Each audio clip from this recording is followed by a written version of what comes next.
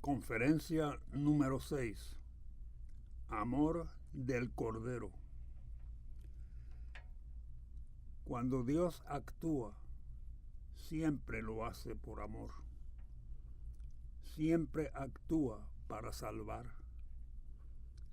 Siempre actúa para emanciparnos y hacer menos agobiante la realidad que nos abruma. Todos encaramos dificultades que parecen impedir lo que deseamos ser. Algunas son personales, dificultades íntimas, psicológicas. Otras surgen en el seno de nuestras familias o son locales, por ejemplo, en las parroquias. Y aún otras nos afectan, digamos, como ciudadanos de este o aquel país. Otras son dificultades culturales. Otras más son muy particulares según la época en que ocurren y dónde ocurren. Así, por ejemplo, lo que llamaron la peste negra hace unos siglos fue una terrible desgracia. Pero por vasta que pareciese, no fue realmente un fenómeno universal. En otras palabras, por agobiante y general que aquel infortunio aparentase ser, fue limitado.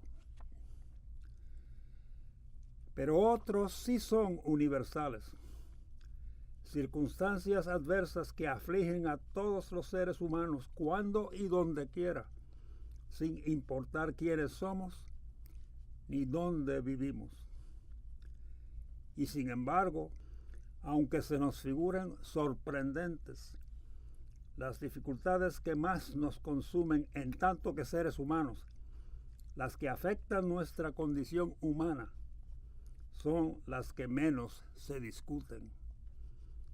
Nos acometen de madrugada a cada uno de nosotros sin excepción. Abraham Heschel, un gran rabino del siglo XX, dijo que la religión es la respuesta a los problemas de primera y de última instancia, los problemas fundamentales de la existencia. Puesto que la religión comporta para todos un principio idéntico, eso es válido para cualquiera, y no únicamente para la comunidad judía a quien Heschel dirigía sus palabras. En cuanto dejamos de hacer caso a esas circunstancias apremiantes, la religión pierde su significado. Dijo además Heschel: la tarea primordial de la educación religiosa contemporánea es redescubrir esos problemas vitales que son de primera y de última instancia. Repasemos estos conceptos.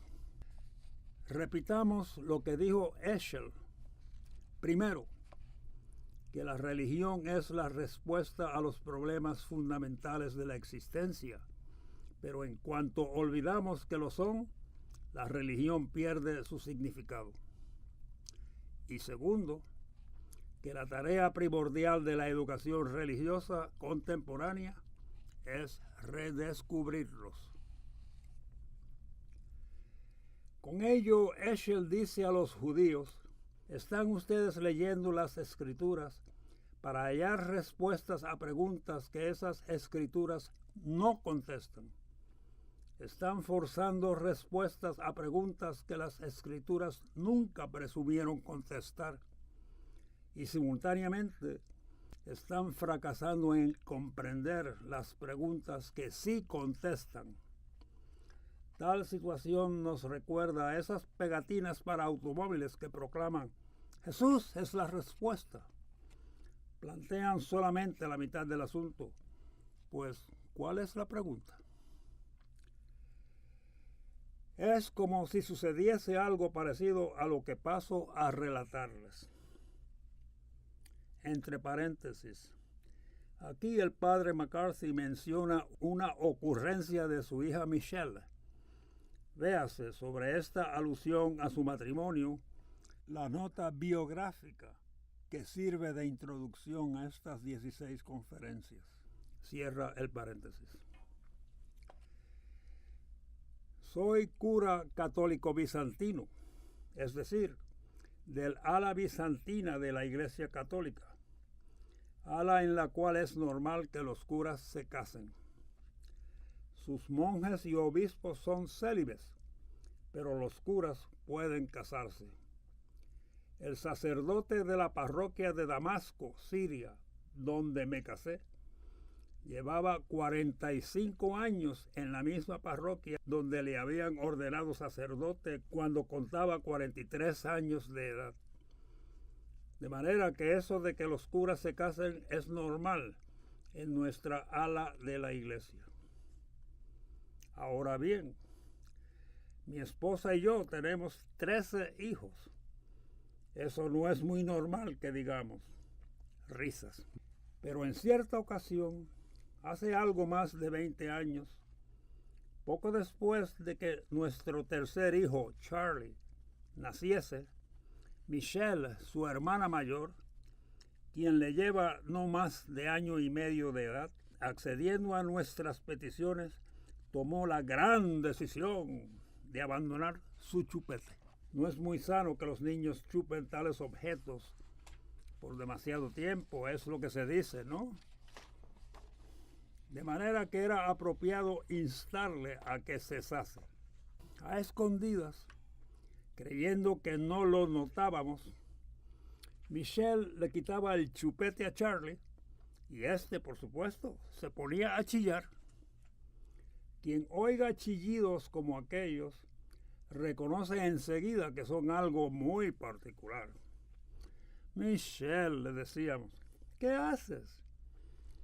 Cuando tenías la edad de tu hermanito, tú también tuviste un chupete hasta que llegó el momento en que lo dejaste por tu cuenta. Nadie te lo arrancó de las manos. Y a Charlie le aflige que le hagas lo que te hubiese causado pena si te lo hubiesen hecho a ti. Quitarte el chupete a la fuerza. ¿Sabes? Eso no es lo que Jesús hubiese hecho porque Jesús no hubiese querido lastimar a otro. La disputa entre Charlie y Michelle por el chupete duró meses. Hasta que un día Michelle nos respondió de la siguiente manera. ¿Cuándo dejó su chupete el bebé Jesús?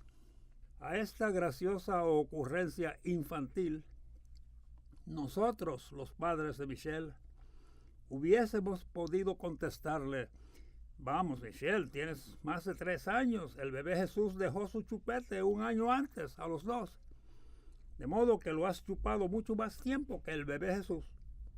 Quizás hubiésemos podido arguir con Michelle de manera muy interesante, pero a costa de mentirle, porque las escrituras nada dicen sobre el destete de Jesús, ni si Jesús chupó un chupete. Hablábamos con una niñita de 3 años y hubiese sido fácil inventarse razones o tergiversar lo que dice el Nuevo Testamento para ganar el, entre comillas, debate. El Nuevo Testamento responde a muchas preguntas, pero cuando se destetó al bebé Jesús, no es una de ellas. Decíamos, pues, que según Abraham Heschel, la tarea primordial de la educación religiosa contemporánea es redescubrir los problemas esenciales de la existencia. Pero ¿cuáles son?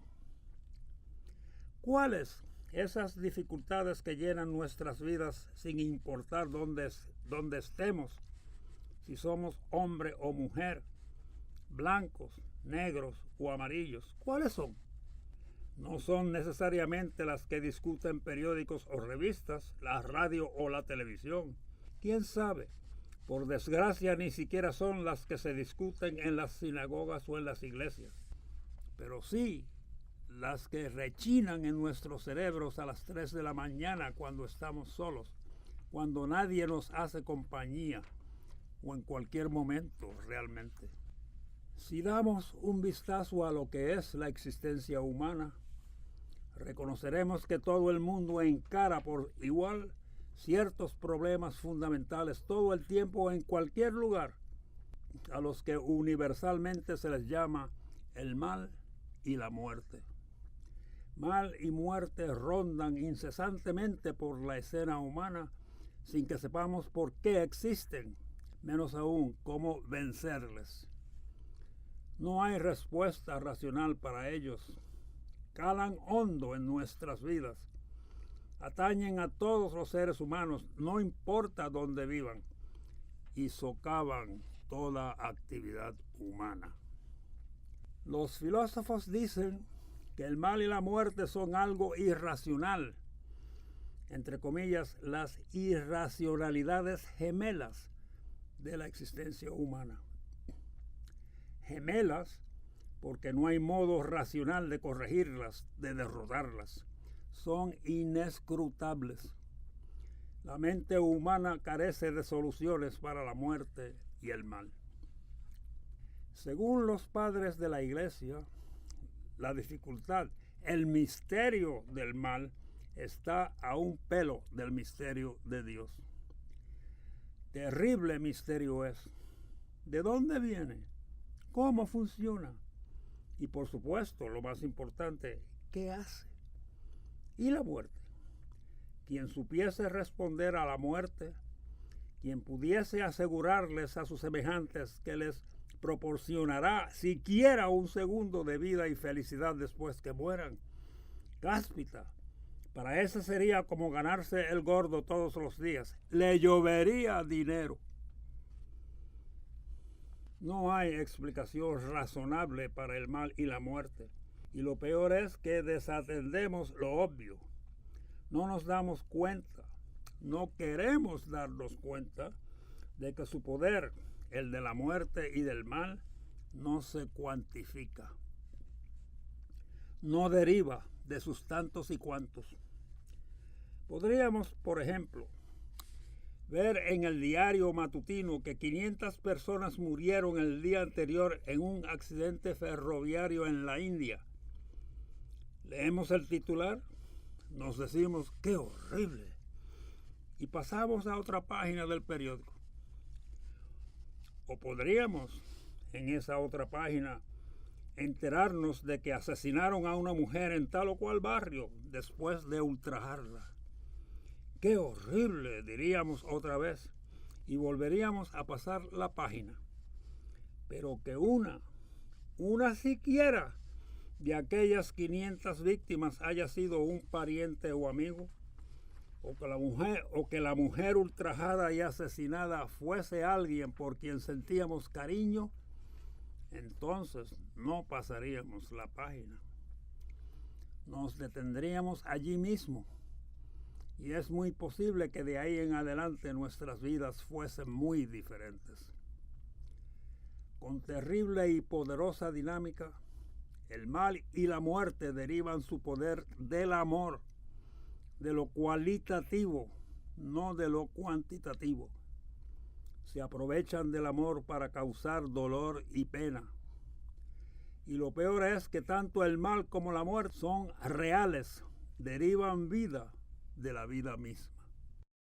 En la ciudad del estado de Massachusetts, Estados Unidos, donde resido, que se llama Brockton, se publica un diario donde aparece una sección de recuerdos o de noticias personales sobre bodas o cumpleaños que la gente envía para comunicar algo que les interesa personalmente.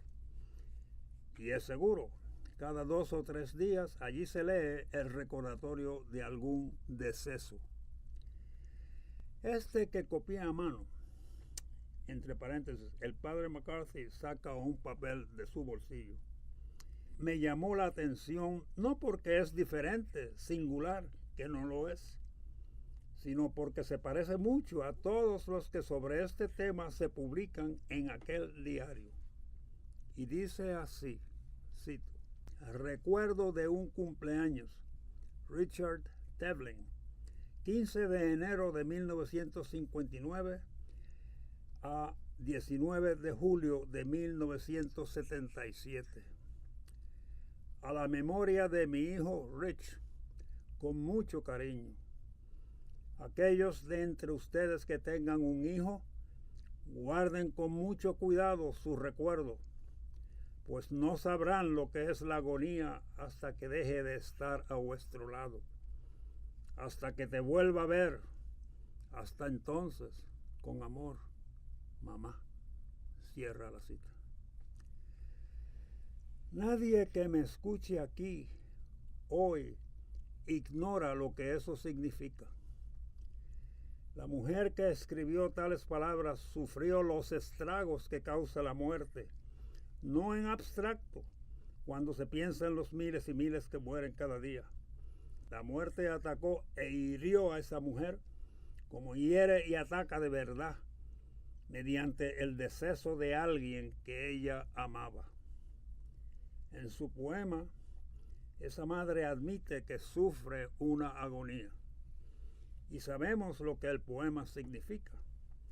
Significa que se le ha herido en alma y corazón tan intensamente que ya no podrá sanar mientras no esté otra vez con quien amaba, su hijo en este caso. En su alma y corazón quedará siempre un vacío allí donde hubo amor. Y todos los que me escuchan saben lo que la señora Tevlin quería decir con hasta entonces. Esperanzada, aguarda el momento en que pueda estar nuevamente con su hijo. Abraham Heschel, el rabino que ya he mencionado, dijo en otra ocasión que, cito, nuestra preocupación por la inmortalidad empieza tan pronto pensamos en los seres queridos que se han ido antes que nosotros o en los que se quedarán cuando nos vayamos. Cierro la cita. Todos sabemos lo que eso significa. Por ejemplo, no nos preocupamos en abstracto por los 52 millones de personas que murieron en la Segunda Guerra Mundial. La muerte realmente nos toca cuando muere alguien que amamos, madre o padre, hermano o hermana, esa persona que amábamos y que se ha ido. ¿Qué ha sido de ella? ¿Dónde está? ¿Y qué les pasará a los que amo ahora y dejaré atrás cuando yo me vaya? El problema del mal y de la muerte, los problemas del mal y de la muerte, esas dos realidades de la situación humana que no tienen respuesta, que la razón no explica enteramente, desgarran a la existencia humana. Una mujer y un hombre tienen un hijo, le crían, le alimentan, le visten, le mecen en sus brazos, le compran o le hacen juguetes, le divierten haciéndole cucamonas mientras le sostienen en la falda, vigilan su desarrollo y su salud. Y un buen día, digamos que cuando el niño tiene 3 años de edad, por accidente o por malicia de alguien o por cualquier otra razón, el niño cruza la calle corriendo tras de una pelota, lo arrolla un vehículo y ¡zas! Ahí mismo muere. Vamos, no hay manera de explicarle a esa madre abatida que su amor atrajo al mal. Para el ser humano, dada su condición, tal acontecimiento es totalmente insensato. Por supuesto, las Escrituras nos dicen que Dios no lo dispuso así. Dios es vida, Dios es amor, Dios nunca quiso al mal o a la muerte. Vivimos en un mundo regido por la política. Parece que todo gira alrededor de ella. Todo, las realidades, los asuntos a resolver, las preguntas por contestar. Todo, no importa dónde. Y los políticos están por doquier. Son personajes preeminentes. Se les menciona, se les cita, se les sigue en sus quehaceres o en sus viajes, se les entrevista, se les fotografía. Parece que están en todas partes, no importa que sean conservadores o liberales. Consideremos lo siguiente. Si este fuese un mundo perfecto, un mundo político perfecto, quiero decir, para un conservador algo así como la República de Platón, gobernada por un filósofo rey que se apoyaría en sus fuerzas armadas y donde cada cual sabría cuál es su sitio. Y para un liberal algo así como Suecia, donde los ciudadanos disfrutan de vacaciones pagas y de un seguro de salud universal. Para nuestros propósitos, aquí en esta conferencia, da lo mismo que sea esta clase de mundo o aquella otra. No importa, aunque tenga vigencia en todo el planeta. Pero en aquel o en este mundo ideal, imagínense la siguiente escena. Una mujer va caminando tranquilamente con su hijito de 3 años por una calle de la ciudad donde residen y de repente ocurre un accidente y el niño muere en el acto. Lo que les hago suponer no es insólito. Miles de personas mueren accidentalmente todos los días. Se despiertan saludables y contentos por la mañana y salen de sus casas perfectamente bien y sin preocupaciones, pero no regresan. Ahora bien, en el mundo político perfecto de que hablamos, esa madre que ha sobrevivido a su hijo regresa al cementerio después que hayan sepultado al niño. Con su hijo o su hija se fueron todo aquel amor, todo aquel cuidado, todos aquellos lazos de cariño, aquellos mimos que les unían. ¿Y de qué valen los políticos entonces? ¿De qué vale que sean republicanos o demócratas, comunistas o socialistas? Se han quedado sin palabras ellos que tanto hablaban. No pueden socorrerla, carecen de poder. Y no obstante, afuera en el mundo, entre comillas, real, acaparan los medios noticiosos, perorando sobre nimiedades. Sabemos que hay asuntos comunes, preguntas decisivas en cuanto a la existencia, pero de ellas se habla poco. Y ahora consideremos esto otro.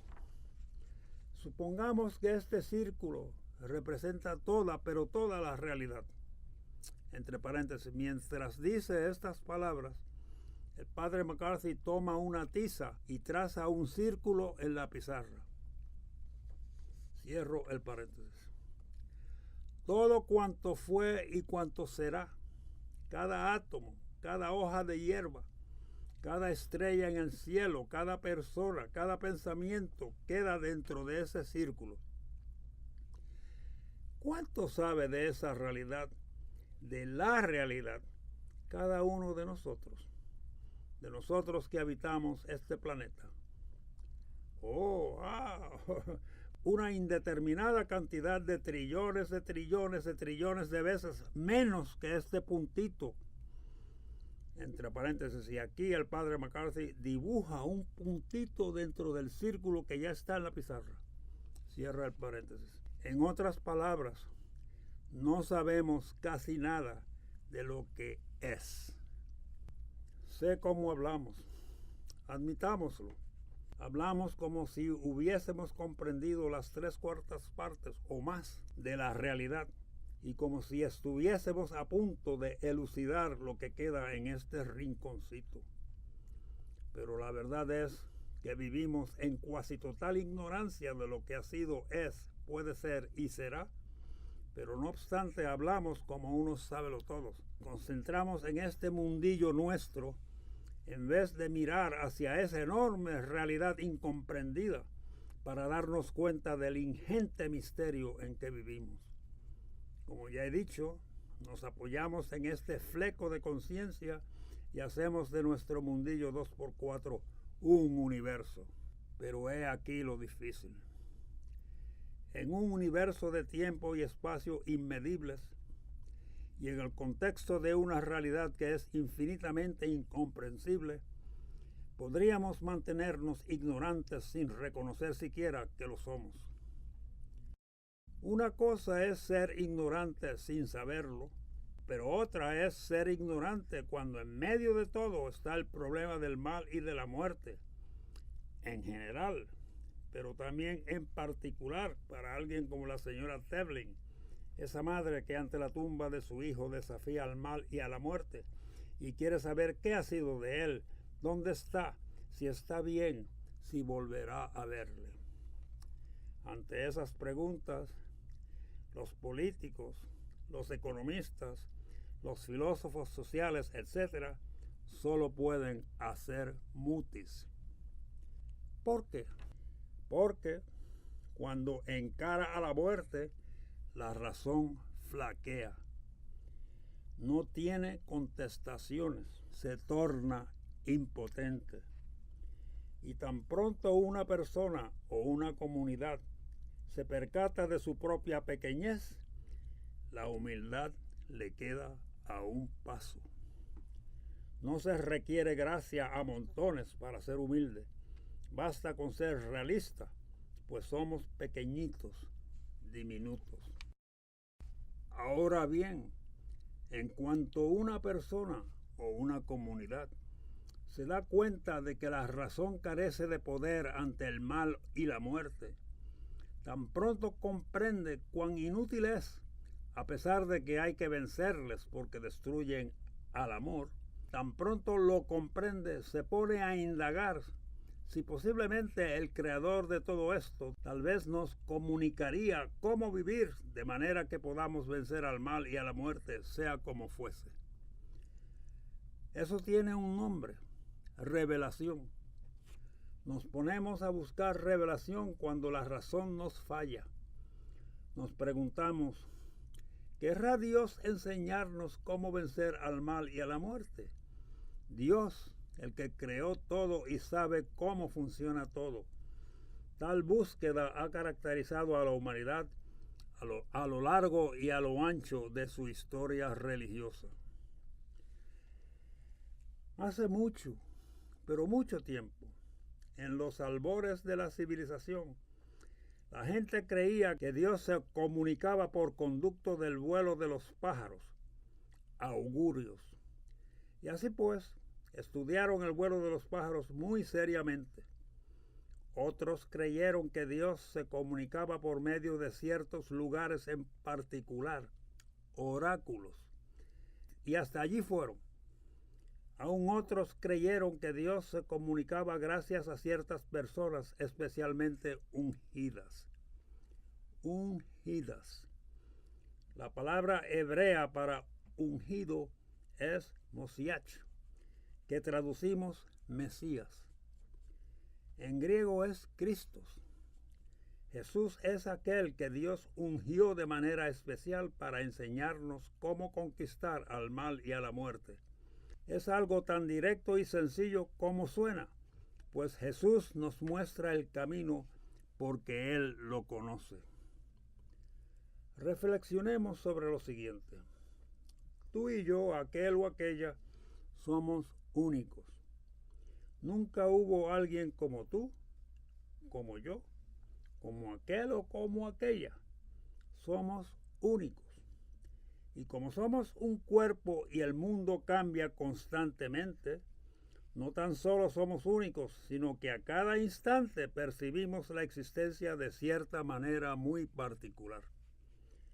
Ahora mismo, en este instante, cada uno de nosotros percibe la existencia como nadie más la percibe, de una manera única. Cada uno de nosotros tiene una conciencia única. La experiencia que cada uno de nosotros tiene sobre la existencia es única. Pero ¿a cuál de nosotros se le ocurriría decir, síganme, nada más que porque su experiencia es única? ¿En qué cabeza cabría tal presunción? Por única que sea mi experiencia, ¿por qué sería superior a la tuya, o a la de aquel, o a la de aquella? ¿Por qué sería más válida? ¿O viceversa? Quien conozca cómo opera o funciona absolutamente todo en este mundo, cómo derrotar al mal y a la muerte, Quien sepa eso, solamente ese podría decir, síganme. Ese, nadie más, que es lo que creemos sobre Jesús, ¿no es cierto? Cito, al principio era el verbo, y frente a Dios era el verbo, y el verbo era Dios. Él estaba frente a Dios al principio. Por él se hizo todo y nada se hizo sin él. Lo que por él se hizo era vida y esa vida era luz para los hombres. La luz brilla en las tinieblas y las tinieblas no pudieron vencer la luz. Cierro la cita. Juan 1:1-5. La palabra. Con la palabra palabra designamos comunicación. Jesús es la palabra de Dios. Jesús es la comunicación de Dios que nos dice cómo vivir para derrotar al mal y a la muerte. Eso es Jesús.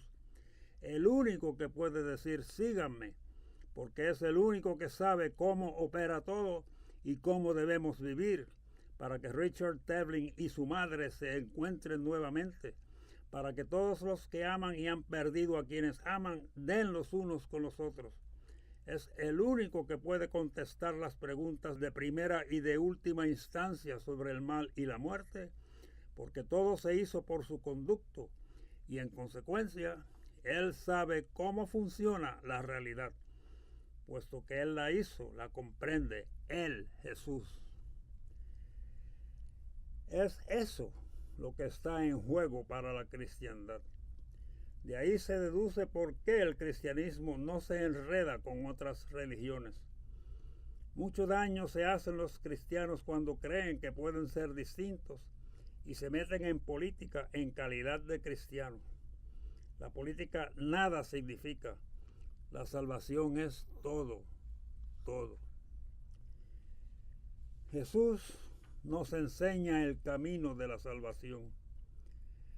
Aquí conviene recordar que en nuestros días se publican muchos libros sobre las experiencias de personas que han estado al borde de la muerte. Cuasimuertes podríamos llamar a esa racha de fenómenos. Aunque son libros que cuentan experiencias de luz, alegría y paz, no nos engañemos, que por cada una de esas experiencias tan benignas al parecer, hay otra de crudo horror. No nos dejemos embaucar. Al mal y a la muerte no se les derrota leyendo un libro que pinta color de rosa la vida del más allá. No es tan sencillo. Según Karl Rahner, uno de los teólogos católicos más influyentes del siglo XX, cito, no hay nada tan poco natural como el morir, porque alma y cuerpo son inseparables. Cierra la cita.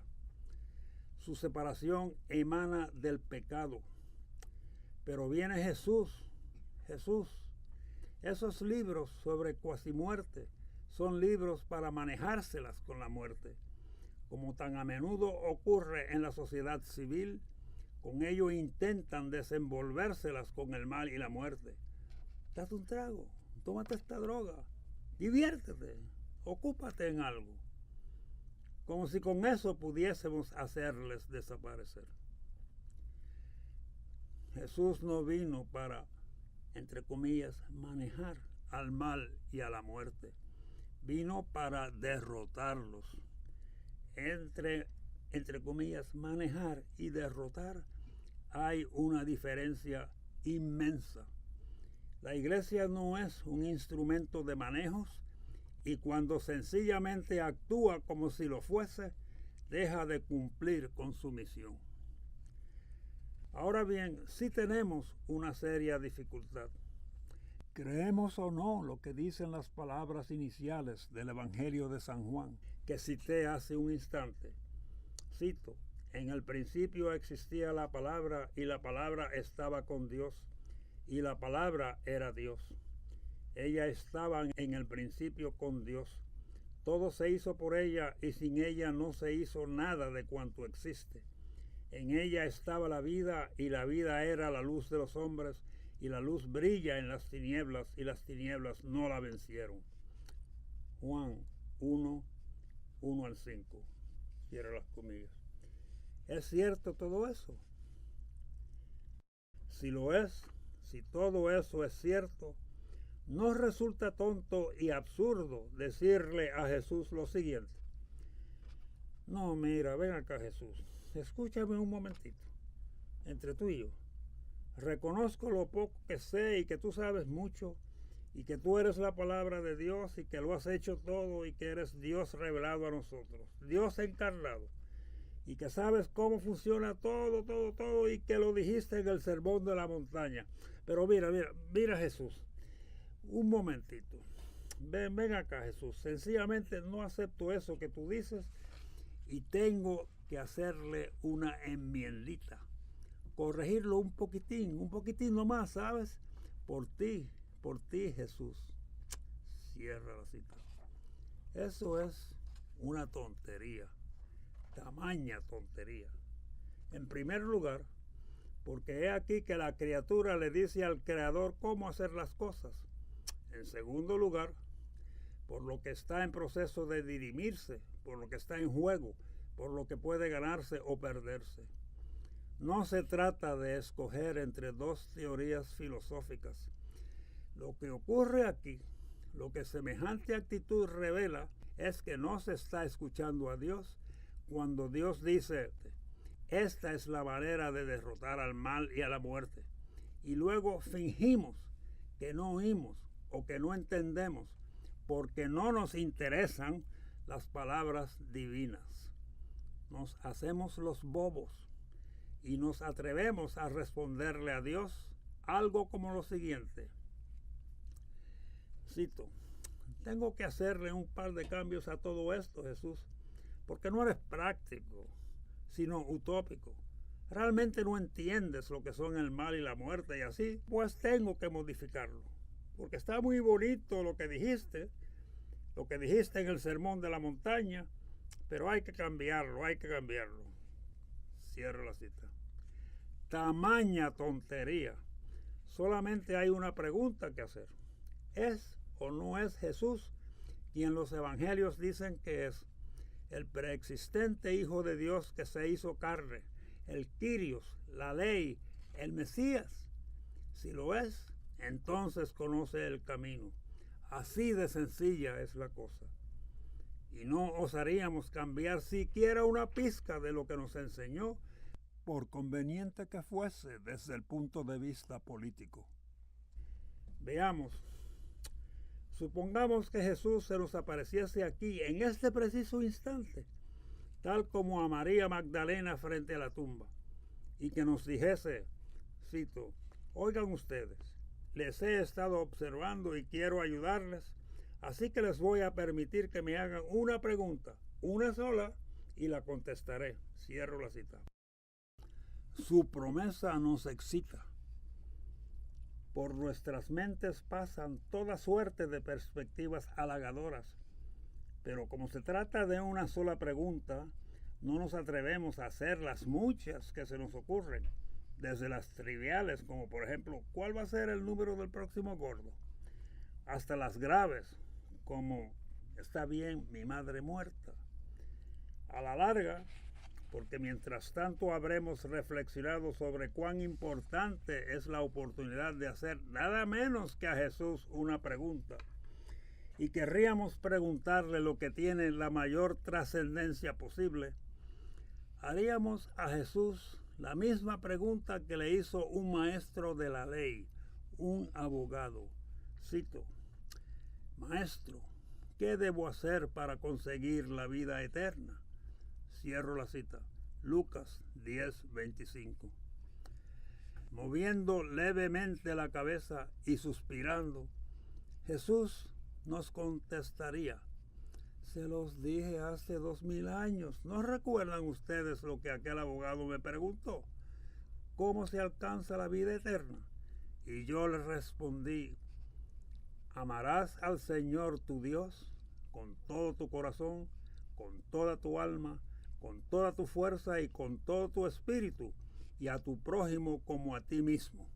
Lucas 10:27. Como Jesús hace ademán de desaparecer. Alarmados le rogamos, espera un momento más, Jesús. Contéstanos otra pregunta. Jesús se detiene y dice, está bien, una pregunta más, hágamela. Y le decimos, sí, lo sabemos. Sabemos que nos dijiste eso hace 2000 años, que amásemos a Dios con todo nuestro corazón, mente, alma, fuerza y espíritu, y al prójimo como nosotros mismos. Pero no entiendes, Jesús.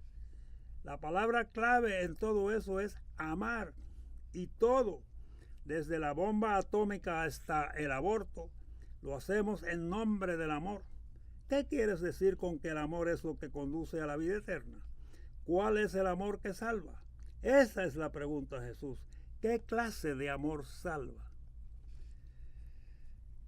Y Jesús nos miraría, movería nuevamente su cabeza y nos diría, pero si ya se los dije hace 2000 años, ¿no recuerdan que justo antes de mi pasión y muerte, justo antes de que me golpeasen, me azotasen, me escupiesen, me pateasen y me crucificasen, allí en la última cena les dije a ustedes lo que hacía y les dije también lo siguiente: les doy este mandamiento nuevo, que se amen unos a otros.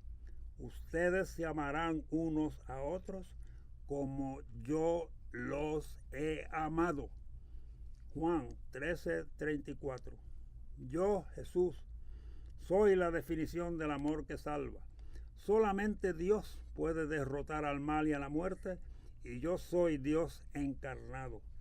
Por lo tanto, soy el modelo, el único modelo del amor que salva a todos. Y también, por lo tanto, la pregunta que la vida cristiana encierra no es complicada. Todos los que han sido bautizados pueden hacerla.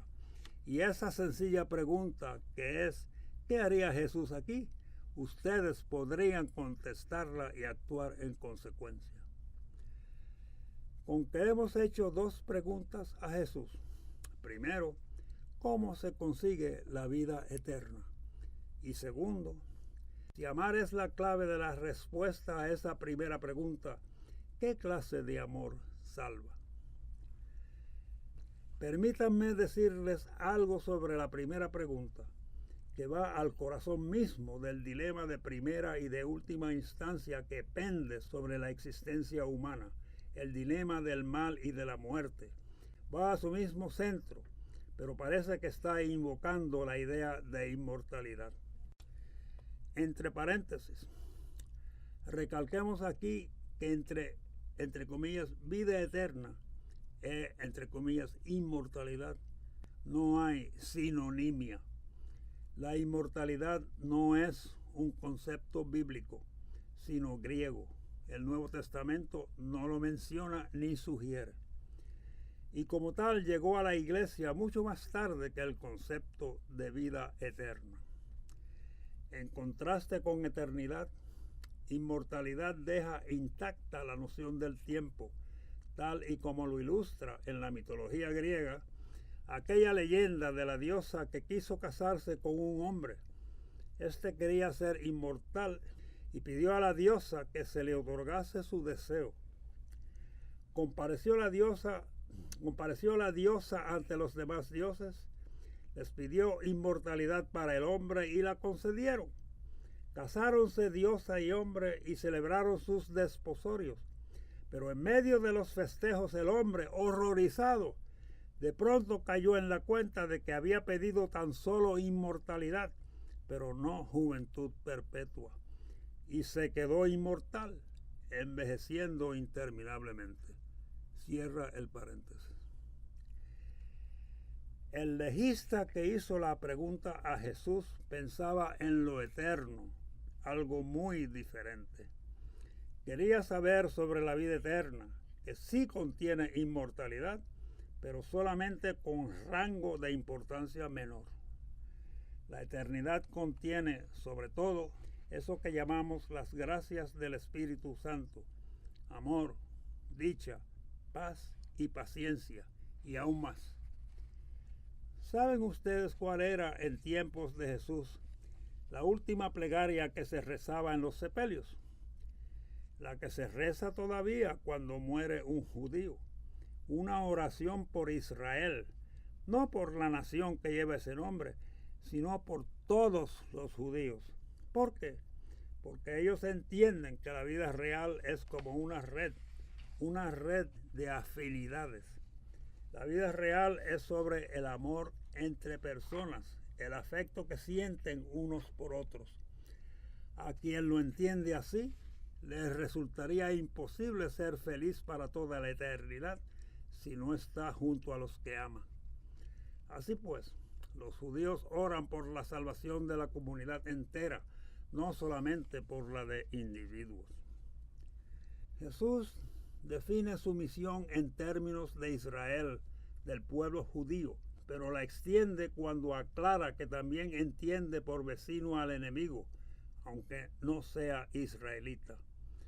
Jesús da la mano al mundo entero, de manera que si Jesús estuviese aquí ahora con nosotros y ustedes le preguntasen, Maestro, ¿cómo se consigue la vida eterna?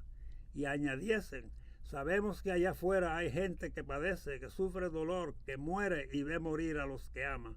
Maestro, sabemos que tal como nosotros a ellos les gustaría estar con los que aman. Jesús, ¿cómo conseguimos todos la vida eterna? Él les recordaría, como hace 2000 años, lo que le contestó al maestro de la ley, al abogado. En cuanto al amor salvífico, se trata del amor de Jesús.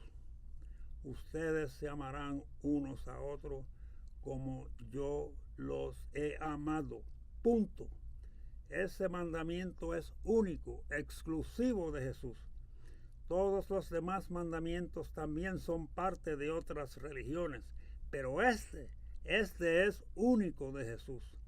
Y no es meramente un mandamiento, es una declaración sobre la índole del amor que derrota al mal y a la muerte. El único amor que la Iglesia, es decir, ustedes que están aquí presentes, y los curas y obispos y papas, debe estar expresando. Y aquí está el tuétaro del asunto. Si Jesús rechaza la violencia y el homicidio, si Jesús rechaza el incitar a la enemistad y a la enemistad misma, entonces su amor es un amor salvífico, un amor que nos lleva a la vida eterna, un amor no violento por amigos y enemigos. Cuando los cristianos, para justificar la violencia y la enemistad y el homicidio, el aborto, el adulterio, la codicia y tantas otras cosas, alteran las enseñanzas de Jesús, no las de Platón y Aristóteles, puesto que Platón y Aristóteles no eran sino motitas de conciencia, ¿qué saben realmente esos cristianos? Casi nada. Cuando los cristianos alteran las enseñanzas de Jesús, alteran la dinámica que derrota al mal y a la muerte, y eso es lo que está en juego aquí, derrotarles. Solo hay un amor salvífico, el amor como el de Cristo, porque solamente Cristo podía decir, síganme. Pues Él estaba presente desde el primer momento, todo lo hizo, sabe cómo funciona todo y sabe cómo corregirlo. Es absurdo decir, Jesús, sé que dijiste lo que dijiste, pero desde mi punto de vista particular, tengo que enmendarlo porque no sabías de qué hablaba. Como dijimos al comenzar esta conferencia, cuando Dios actúa, actúa para salvar. Siempre actúa con amor para salvarnos y emanciparnos y darnos vida. Dios es amor y vida, y Jesús es su encarnación. Así pues, aquí estamos. Lo que les he dicho es muy sencillo y se resume de la siguiente manera. Podemos participar en la salvación del mundo siempre que imitemos a Cristo en nuestros actos. Nada puede más que eso. El sabio cuyo nombre ya he mencionado varias veces, John L. Mackenzie, lo expresó así, cito, el punto culminante de la realidad cristiana es la acción que imita a Cristo. Cierra la cita. Y San Juan de la Cruz, cofundador de los Carmelitas Descalzos, expresó esencialmente lo mismo. Cito: porque es más precioso delante de Dios y del alma un poquito de este puro amor, y más provecho hace a la iglesia, aunque parezca que no hace nada, que todas estas obras juntas. Cierro la cita. ¿Quién lo diría? Puedo contribuir a la salvación del mundo cuando soy bondadoso con el individuo que en la tienda de comestibles se porta mal conmigo. Pero eso es verdad. ¿Por qué? No porque sea yo, mero granito de arena, quien contribuye. No. Contribuyo a la salvación del mundo porque me alío con el poder de Dios. Soy su aliado. Eso es todo. Es el poder de Dios. El amor es el poder de Dios. Y si escojo permitir que el poder de Dios actúe por conducto mío, ayudaré a la salvación del mundo. Cuando Dios actúa para salvar. La única acción que de veras cuenta es la que llevo a cabo luego de preguntarme a mí mismo, ¿qué haría Jesús en esta situación? Y hago lo que Él haría. Como acción personal, aunque modesta y desapercibida, tiene mayor significado que las que reciben aplauso, ocupan espacio en carteleras y periódicos, radio y televisión, aunque también a veces sean actos de gente común y corriente. ¿Qué haría Jesús aquí? No un Aristóteles, ni un Platón, y ni siquiera un Hugh Hefner, publicador de revistas semipornográficas. No, Jesús. Hacer lo que haría Jesús, aunque sea difícil y aunque me cueste la vida misma. Cito: pues quien quiera asegurar su vida la perderá, y quien sacrifique su vida por mí y por el Evangelio se salvará. Cierro la cita. Marcos 8:35. Y concluyo expresando esta idea. Jesús no nos pide que hagamos lo imposible, ni a las almas más oscuras, ni a las más distinguidas, si tanto aquellas como estas han de contribuir a la salvación del mundo. El deber de cada cristiano es orar, reflexionar sobre lo que dicen los evangelios y continuamente preguntarse ¿qué haría Jesús? Contestarse la pregunta y responder pacíficamente. Esa es la fórmula de salvación para el mundo.